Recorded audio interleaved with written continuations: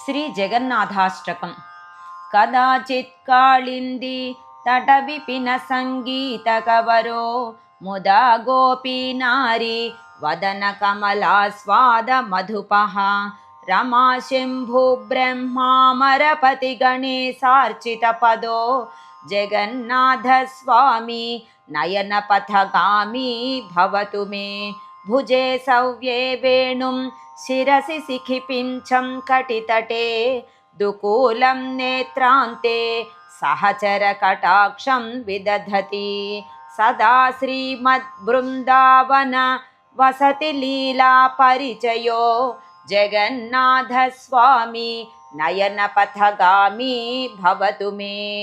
महाम्भोधे स्थिरे कनकरुचिरे नीलशिखरे वसन् प्रासादान्तः सहजबलभद्रेण बलिना सुभद्रा मध्यस्थः सकलसुरसेवावसरदो जगन्नाथस्वामी नयनपथगामी भवतु मे। कदा पारावारः सजलजलदश्रेणिरुचिरो रमावाणी सोमस्फुरदमल पद्मोद्भवमुखैः सुरेन्द्रैराराध्य श्रुतिगण शिखागीतचरितो जगन्नाथस्वामी नयनपथगामी भवतु मे।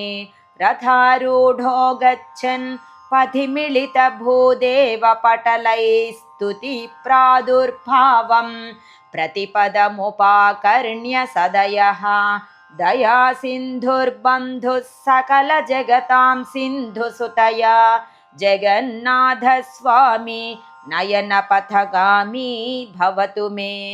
परब्रह्मापीडः कुवलयदलोत्फुल्लनयनो निवासी नीलाद्रौ निहितचरणोऽनन्तशिरसि रसानन्दो राधा सरसवपुरालिङ्गन सुखो जगन्नाथस्वामी नयनपथगामी भवतु मे।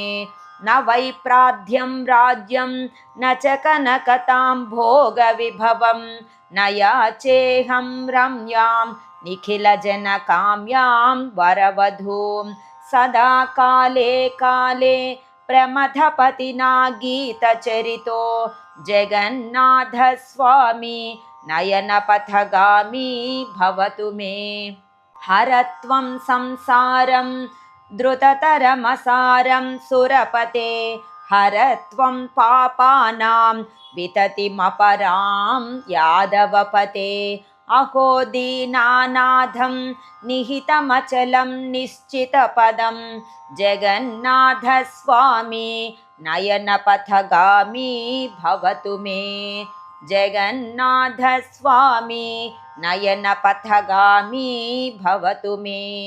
जगन्नाथस्वामी नयनपथगामी भवतु मे।